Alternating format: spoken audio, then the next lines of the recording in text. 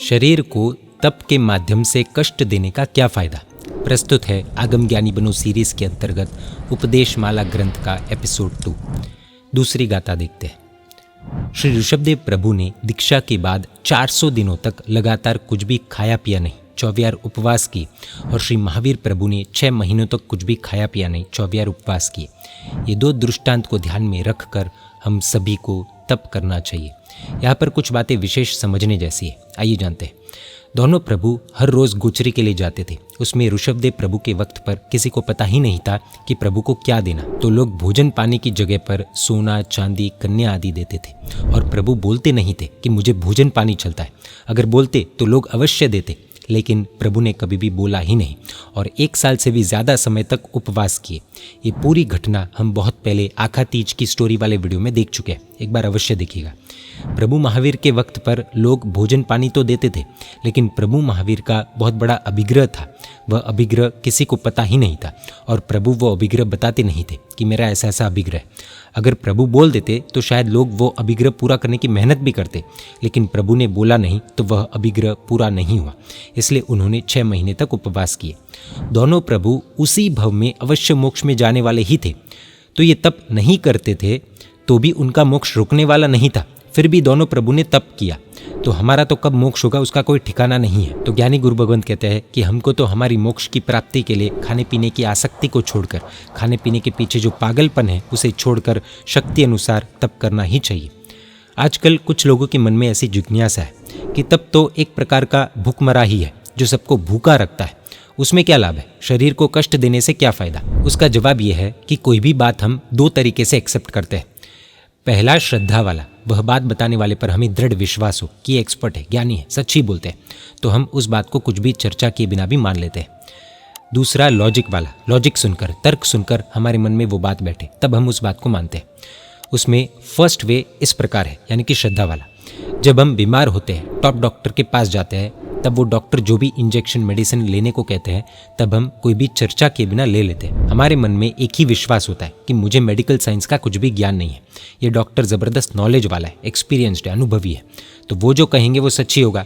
यहाँ पर लॉजिक लगाकर बात को मेरे मन में बिठाने की मुझे ज़रूरत नहीं है।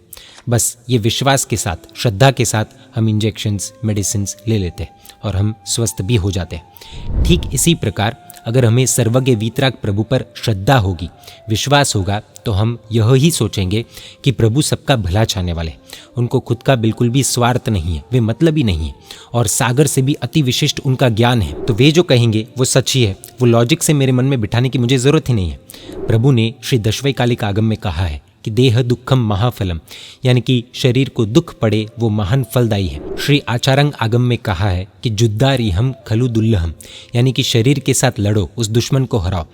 तो हमें प्रभु के वचनों पर श्रद्धा रखकर पक्का मानना ही है कि तप के द्वारा शरीर को दुख देने में महान फल ही है। लेकिन आज के ज़माने में बहुत सारे लोग बुद्धि से चलने वाले, लॉजिक पर विश्वास रखते हैं। हालांकि वे सब लोग डॉक्टर्स पर, सीए पर, एडवोकेट्स पर विश्वास करके ही चलते, श्रद्धा से ही चलते, वहाँ पर बुद्धि से, लॉजिक से नहीं चलते। अरे आज तक सभी ने अपने माता पिता को विश्वास से ही माना है ना कि ये मेरे माँ बाप है। माँ बाप ने, समाज ने, सब ने कहा और मान लिया। आज तो मेडिकल चेकअप से पता ही चल जाता है कि ये माँ बाप सच्चे माँ बाप है या नहीं। फिर भी किसी ने भी वहाँ पर अपनी बुद्धि लगाई नहीं है, हर कोई चेकअप करने नहीं गया है, विश्वास से ही माँ बाप को मान लिया है। तो प्रभु के वचनों पर भी 100% विश्वास रखकर, श्रद्धा रखकर हर एक पदार्थ को स्वीकार करना ही चाहिए। फिर भी शरीर को कष्ट पहुंचाने में क्या लाभ, उसका लॉजिक से भी जवाब देख लेते हैं। भूखमरा में और तप में अंतर है। मन को मार कर जहाँ भूखा रहना पड़ता है उसे भूखमरा कहते हैं। गरीबों के पास खाना ही ना हो तो वे बेचारे मन में खाने की इच्छा होने के बावजूद भी मन को दबाकर, मार कर भूखे रहते हैं, उसे भूखमरा कहते हैं। यानी कि पास में नहीं है इसलिए भूखे रह रहे, इच्छा से नहीं। जेल में कोई कैदी कुछ गड़बड़ करे, कानून तोड़े और अगर उसका खाना बंद किया जाए तो उस कैदी को भी मन मार कर भूखा रहना पड़ता है, उसे भूखमरा कहते हैं। लेकिन तप में ऐसी बात नहीं है। तपस्वी के पास खाना पीना नहीं है ऐसी बात नहीं है, कोई उसको ज़बरदस्ती हाथ पैर बांध कर रूम में लॉक करके खाना पीना छुड़वा रहे हैं ऐसी बात भी नहीं है। जैनों में हर साल हजारों लाखों लोग अपनी इच्छा से छोटे मोटे तप करते हैं, मजबूरी से तप नहीं करते। अगर वे चाहे तो तप नहीं भी करे, कौन ज़बरदस्ती तप करवाते हैं। लेकिन ये हजारों लाखों जैन अपनी इच्छा से मन से खुशी से खाना पीना छोड़ते हैं, तो उसे भूखमरा हम कैसे कह सकते हैं। उसमें तो उनको उल्टा खुशी महसूस होती है। तप में भूख के कारण दुख महसूस होता है, ये बात सोच लेते हैं। जब दिवाली आदि में दुकान पर कस्टमर जोरदार हो तो दुकानदार व्यापार में एकदम बिजी हो जाता है। उस वक्त वो 5, 7, 10 घंटे तक कुछ भी खाता पीता नहीं है, तो भी उसे खाना पीना याद भी नहीं आता, उसका दुख महसूस नहीं होता। पैसा कमाने का इतना ज़बरदस्त आनंद होता है। वैसे उत्तम आत्माओं को तप करने में आत्मा के सुख का इतना ज़बरदस्त अनुभव होता है कि उनको भूख प्यास का दुख याद ही नहीं आता। मान लो अगर सीज़न हो, दुकान पर ज़ोरदार कस्टमर्स हो, उस वक्त पर कोई ज़बरदस्ती खाना खिलाने बिठा भी दे तो उल्टा उसको ज़्यादा दुख होता है, खाना खाते खाते भी वो दुखी ही होगा। वैसे ही उत्तम जीवों को तो खाने पीने में दुख लगता है, उसको छोड़ने में नहीं, तप में नहीं। कोई व्यापारी ऐसे भी होंगे कि व्यापार के वक्त पर उनको भयानक भूख लगेगी, उनको उसका दुख महसूस भी होगा, लेकिन फिर भी अच्छा प्रॉफिट पाने के लिए यानी कि कमाई के लिए वो दुख को सहन कर लेते हैं। वैसे ही तपस्वी को तप के वक्त पर भूख का दुख महसूस होता भी होगा, लेकिन फिर भी तप का बड़ा प्रॉफिट पाने के लिए वे दुख को सहन कर लेते हैं। सीए, डॉक्टर, इंजीनियरिंग की पढ़ाई में कई स्टूडेंट्स रात भर जग कर पढ़ाई करते हैं, कितना स्ट्रगल करते हैं। क्यों? क्योंकि डिग्री का गोल उनके दिमाग में है, उन्हें दिखता है। इस स्ट्रगल में भी उन्हें खुशी ही मिलती है। कोई इन्हें पूछे कि इतनी पढ़ाई की, कितना दुख लग रहा होगा ना, तो वे हंसेंगे क्योंकि उन्हें गोल पता है। इसी तरह तप करने से कर्मों का नाश होता है, कर्म निर्जरा होती है। तो तपस्वी को भले तप में स्ट्रगल करना पड़ रहा हो, लेकिन कर्म निर्जरा का गोल दिमाग में होता है। दोनों के दिमाग में गोल्स है, फर्क सिर्फ इतना है कि कुछ लोगों के भौतिक गोल्स होते हैं और कुछ लोगों के स्पिरिचुअल, आध्यात्मिक। तो गोल अगर दिमाग में हो तो प्रोसेस के स्ट्रगल में दुख नहीं लगता। वैद्य या डॉक्टर कभी कभी खाने पीने की लिमिटेशंस कर देते हैं। उस वक्त पर पेशेंट इच्छा होते हुए भी, भूख लगने पर भी वो खाना नहीं खाता है, तो उससे उसका स्वास्थ्य सुधरता ही है, बिगड़ता नहीं है। वैसे ही गीतार्थ गुरु कभी आराधकों को उनके पापों के नाश के लिए उपवास आदि तप करवाते हैं। आराधक अपनी आत्मा के रोगों के नाश के लिए तप करते हैं, खाने की इच्छा हो तो भी तप करते हैं।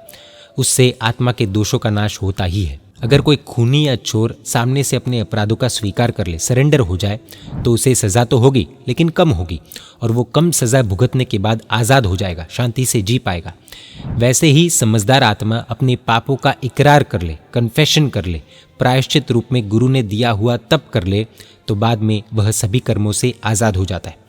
स्कूल में बच्चों को भूख लगे तब भी खाना नहीं देते, लंच टाइम पर ही खाने देते हैं ताकि डिसिप्लिन बना रहे। स्पोर्ट्स में रहे हुए व्यक्ति को जंक फूड से दूर रखा जाता है, कई बार भूखा भी रखा जाता है ताकि स्फूर्ति रहे, एक्टिवनेस रहे। जिम में जाने वाले कई लोग डाइट कंट्रोल करते हैं, बहुत कम खाते हैं। जिन्हें पतला होना होता है वे भी डाइटिंग करते हैं, कम खाते हैं। अरे भाई, देह यानी कि शरीर को दुख देकर दुनिया में करोड़ों लोग सुख पा ही रहे हैं। वो आप गौर से देखेंगे तो हर एक इंसान में आपको देखने को मिलेगा ही।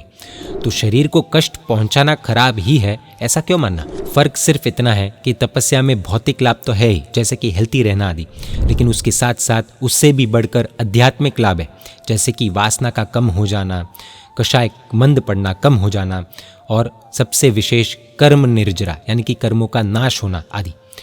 अभी भी अगर विस्तार से जानना हो तो ज्ञानी गुरु भगवंत का संपर्क कर सकते हैं। इस गाथा में श्री ऋषभदेव और श्री महावीर प्रभु के तप के गुणों को बताकर हम सभी को भी तप करने की प्रेरणा की गई है।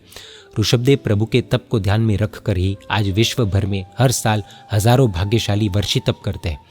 प्रभु के जितनी शक्ति न होने से एक साल तक नॉनस्टॉप उपवास नहीं कर सकते हैं, तो उपवास भी आसना करके वर्षी तप करते हैं। वर्षी तप की कुछ इंस्पायरिंग स्टोरीज हमने बहुत पहले पोस्ट की थी, वो भी देखने जैसी है। कुछ आत्माएं तो व्यासना की जगह पर एकाशना ही करते, यानी कि उपवास एकाशना। कुछ तो आयम्बिल से वर्षी तप करते हैं। कुछ आराधक तो घर पर ही दोनों व्यासना कर वर्षी तप पूर्ण कर देते हैं। गुरु भगवंत कहते हैं कि कुछ लोग सामूहिक व्यासना में व्यासना करते हैं, लेकिन ध्यान रखने जैसा ये है कि जहाँ पर जयणा का पालन हो वहाँ पर ही व्यासना करना चाहिए। सामूहिक में भक्ति भाव से आयोजक 30-40 आइटम्स बनवाते हैं, लेकिन कुछ आराधक ऐसे भी होते हैं जो 4, 5, 7, 9 आइटम्स तक सीमित रहकर तपस्या करते हैं। आयोजक के एंगल से देखें तो भक्ति भाव के कारण ज़्यादा आइटम्स होगी, लेकिन तपस्वी के एंगल से एक तपस्वी को तपस्या के साथ साथ टेस्ट की आसक्ति को कम भी करना है, वो प्रयास भी करना है। तो शुरू में सेट होने के लिए 12-15 आइटम्स तपस्वी ले भी ले, लेकिन सेट होने के बाद आइटम सीमित कर कम द्रव्य में व्यासना कर सकते हैं, ऐसा गुरु भगवंत कहते हैं। वर्षितप के पारणे पर यानी कि आखा तीज पर तपस्वी की अनुमोदना के निमित्त सामूहिक भोज में कभी कभार अविवेक भी देखने को मिलता है। सामूहिक भोजन में आइसक्रीम, बर्फ की वस्तुएं आदि अभक्ष्य का भोजन करवाना ये बिल्कुल भी उचित नहीं है। प्रभु की आज्ञा का भंग करके तपस्या की अनुमोदना नहीं होती है। ये सच्ची अनुमोदना नहीं है, नहीं मानी जा सकती है। ये तो तप के ऊपर काला कलंक जैसा हो जाएगा। कुछ आराधक ऐसे भी होते हैं जो अपनी तपस्या के निमित्त एक भी रुपए की भेंट लेते नहीं है। कुल मिलाकर ये गाथा तप करने की प्रेरणा देती है। जय जिनशासन, जय महावीर।